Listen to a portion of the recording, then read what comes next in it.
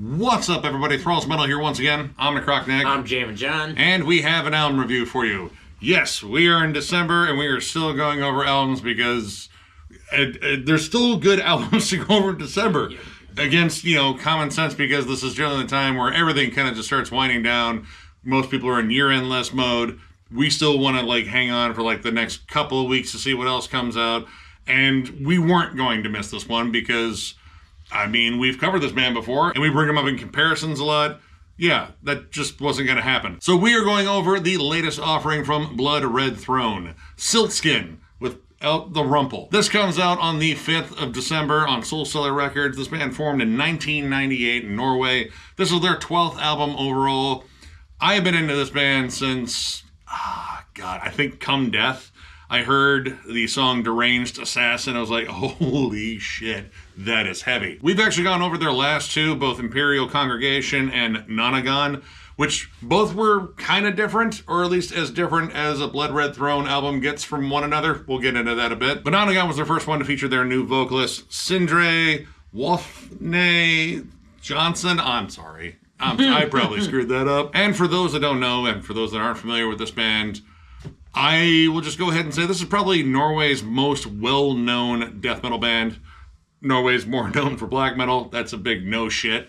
But in terms of death metal, this is kind of their flagship band. I would say they are the Norwegian equivalent of Cannibal Corpse. And much like Cannibal Corpse, I would say one of the most consistent death metal bands out there. That's fair. Yeah, I've been a fan of these guys for a while. I don't know exactly where I came in. If I had to give you a year, though, it's between 2008 and 2010 that I figured out these guys, and I don't know what was out around then. I didn't do my research before we started this, but I do know that I reviewed Imperial Congregation, and I really liked it. It was a year-end lister for me, and Same. It's really tough not to like this band. The comparison, at least for these guys being Norway's Cannibal Corpse, is fairly spot on in the sense that these guys are incredibly consistent. And there's not really a turd in the punch bowl as far as this band goes.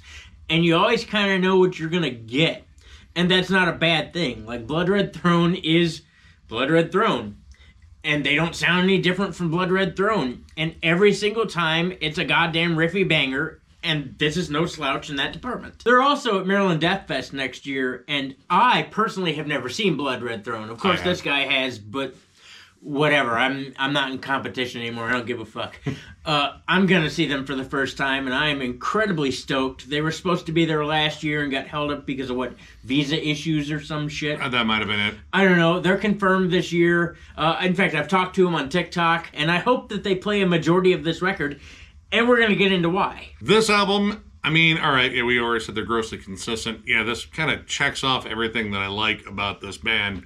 And, it's really not that much different than anything they've done before, but it's one of those things you can just tell when a band is on it. Mm-hmm. This album is tight, it's riffy, it's catchy, it's kind of a all-over-the-place, kind of 90s death metal sound.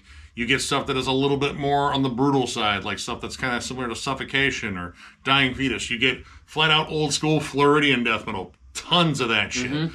Cannibal Corpse, Deicide, fucking Monstrosity. You even get touches of Melodeath that kind of get peppered in there for a little bit of atmosphere and a little bit of melody and a ton of groove. Honestly, there are points in here and points throughout their entire career where I would say if a band like Lamb of God or Chimera or God Forbid just went full bore death metal, fuck the metalcore influence, fuck the Melodeath influence, let's just go death metal. This is kind of, I think, what they would sound like. Right from the rip of the opening track, Scraping Out the Cartilage, which I'm sure is important in whatever you're doing to the rest of the body. It's just off to the races. It stomps in. The riffs are chuggy and relentless. They're catchier than hell. The drums have such a good punch to them, driving the songs. And, it's just, again, off to the races, right to the riff farm. We're going. And this being their second album with Sindre, I was really focused on the vocals for this one because I think there was a little bit of maybe apprehension in Nonagon. The vocals were good. It's just they were coming off a couple they had with Bolt, which I think that dude was a solid vocalist. Really great deep gutturals. Sindre was a little bit more mid-range, but here I feel like he drops it down a little bit more. And kind of, flirts a little bit more at the mid-range every now and then, but the deeper, more pronounced vocals on here, they sound as aggressive as the riffs. Like, they found someone that kind of matches up. Honestly, it kind of sounds like a lot of their earlier material, like circa Come Death and Souls of Damnation, which is a personal favorite of mine. Well, I mean, he sounds confident. Like, not to say that he didn't sound confident in his last performance, but I think he kind of dialed into more making these songs, like, hit harder. And I think vocals have a lot to do with making any song hit a little bit harder. When a band in its entirety fires on all cylinders together, that's when songs really hit. And I think he was like, all right, the mid-range stuff is cool. If I growl, though, it's going to make these things sound more punchy. And he just sounds like he means it. Like, certain parts are elongated. He'll hold growls a little bit longer. But it just sounds like he's on full attack like the rest of the band is. And as we said, this is just tighter than hell. Like, everything on here just feels, I don't know, like more refined than the last one. Like, the grooves hit harder. Drum work on here, I think this dude's an underrated drummer. And it's a lot like the subtle things that he does, like building up energy, because this band is excellent at riffs and hanging on to riffs the right amount of time. They're the just right fucking porridge in the fucking house that blonde bitch broke into. They literally hang on to shit for the right amount of time. It's not too short. They don't kind of like wear out their welcome with a riff.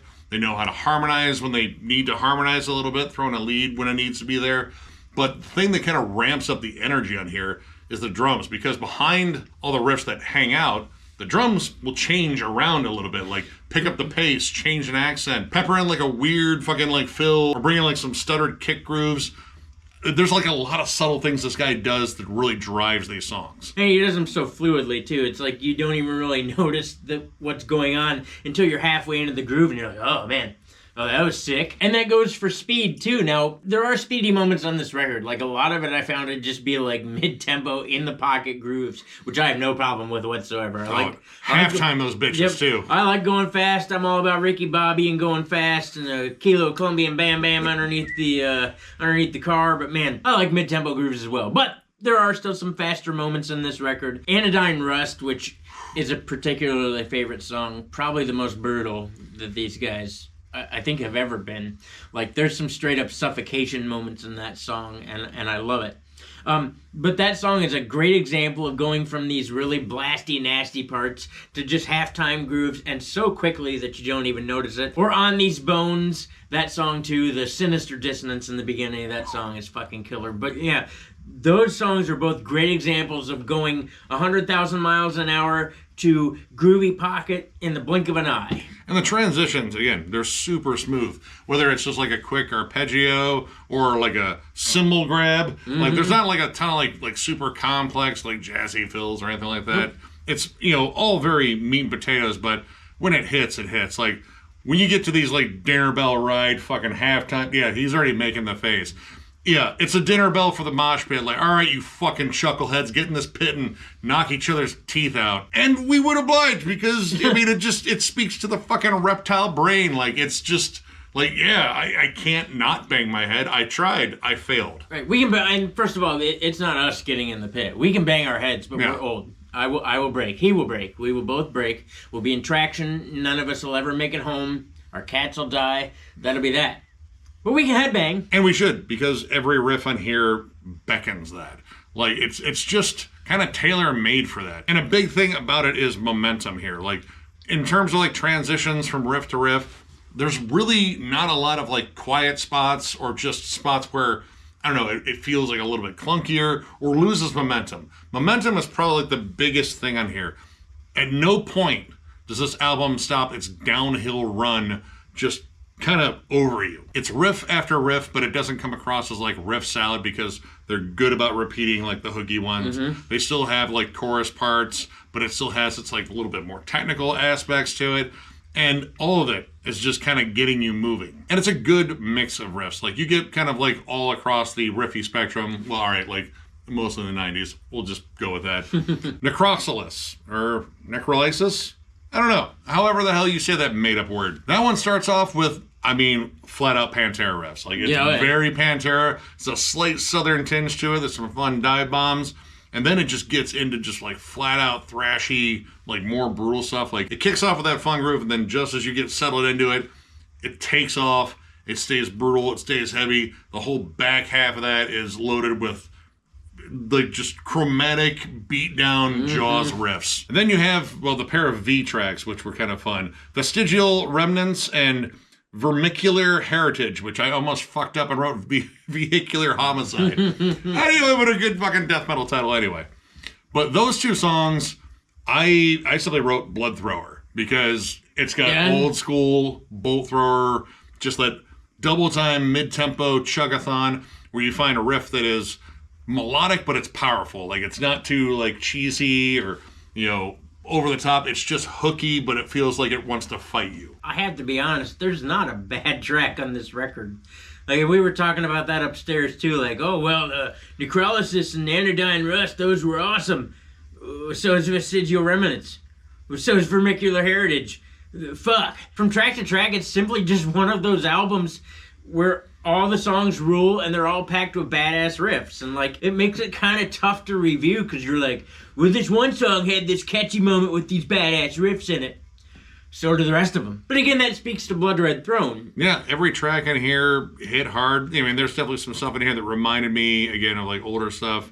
Beneath the Means in particular, that almost sounds like a sequel to the song Harm off of Souls of Damnation. Actually, I wrote Chugmageddon Groove. I think that actually would work because I think it's heavy enough to probably, like, I don't know, at least crack the planet in half. I wrote Chuggy McChuggenstein because that's actually the guitar player on this record. I don't know what his real name is, but his nickname is Chuggy McChuggenstein.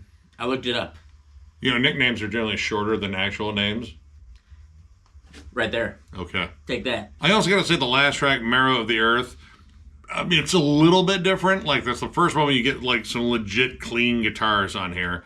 And honestly, the way it opens up, it reminds me a lot of, like, God, like a darker, sinister, like, Slayer song, or even Megadeth. Like, honestly, like, there's a little bit that kind of reminded me of the beginning of Five Magics a bit. And it does a good job revisiting that little intro part later on, but, man, the song itself is, I mean, it's groove, it's chug. The triplet chug, double time groove in there is just absolutely infectious. Yeah, Blood Red Throne did a killer job. In terms of complaints, my complaints are, I feel like if I buy this album, I've already bought this album because it sounds like kind of like all their albums, but I also don't care. Like, this is, you know, like kind of like Cannibal Corpse and like Deicide and Immolation. I don't want this band to change. They do what they do super well.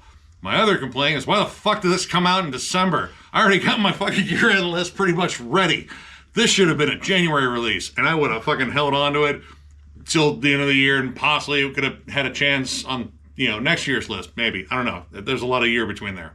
That's my complaint. That's my only logical complaint, because I agree, it sounds like Blood Red Throne, but I don't care either. Am I going to buy it? Fuck yeah, I'm going to buy it, because it's Blood Red Throne, and it's awesome. That'd be like not buying a Cannibal Corpse record at this point in the game. Like, why didn't you buy it? Because it's Cannibal Corpse. Were you stupid? What do you mean? Well, yeah, but dumb? Yeah. No, that's my real complaint. This should have come out in, you know, February of last year, so I could have had a chance to hang out with this record all year. The fact that this record comes out 26 days before the end of the year is my complaint, because I should have had time to hang out with this record all year. I should have had time to hang out with these riffs all year, because I guarantee it would have been on the end of year list. I can't guarantee that, but it would have had a chance. Yeah, it definitely would have had it. Yeah, I guess I can't guarantee it either, but I would have jammed this record over and over and over again because it's awesome. I mean, I'm still going to buy it because, again, you know, all their albums are kick-ass, and yeah, this sounds like a lot of their albums that I already really like. But I'm like an Alzheimer's patient with that shit. Like, you could ask me if I already own it, and I would go, yeah, maybe. I don't know. Who are you? So overall, I'm going to give this a solid 4. Like, this is exactly what I want from this band. I would say this album is, again, just like a little bit tighter than the last one. And I feel like, you know, any, you know, growing pains or whatever they had with the new vocalist, they're squashed here. He sounds fucking great on here. And I'm absolutely stoked to see him live now. But yeah, this just sounds like them at their best. Like, this is on par with Souls of Damnation for me, Come Death, Imperial Congregation. Like, those 3 albums in particular, it's just got all the groove. It's got all the riffs. The leads are catchy.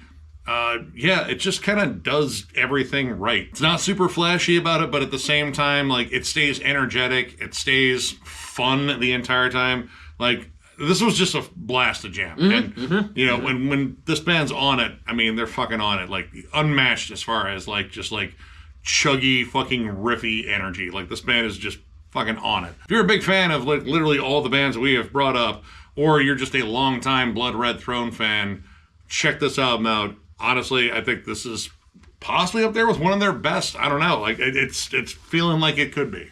I'm also at a good solid 4. It's awesome. It's chuggy. It's riffy as shit. It's unrelenting. It never, like, lets up at all. You're just like, oh, that's a sweet riff. Oh, that's a sweet riff. Oh, that's a sweet groove. And then you're stuck kind of in stank face mode for like 44 minutes. That's what I want there to be. Holy fucking riffs.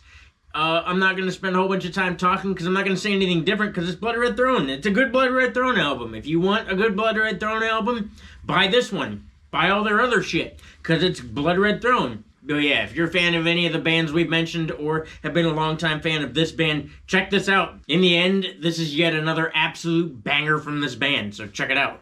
So, if you enjoyed this review, give it a thumbs up. If you were new to the channel, subscribe because we do stuff like this all the time.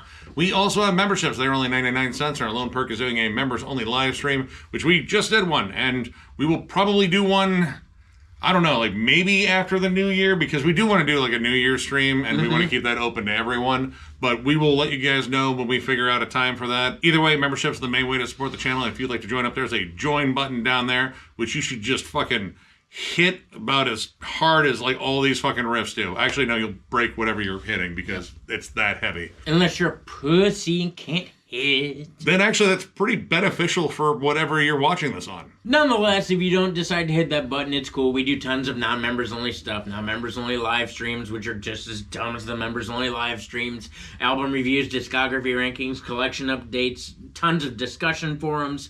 All metal all the time. It's what we do here at Thralls of Metal because, god damn it, we like you.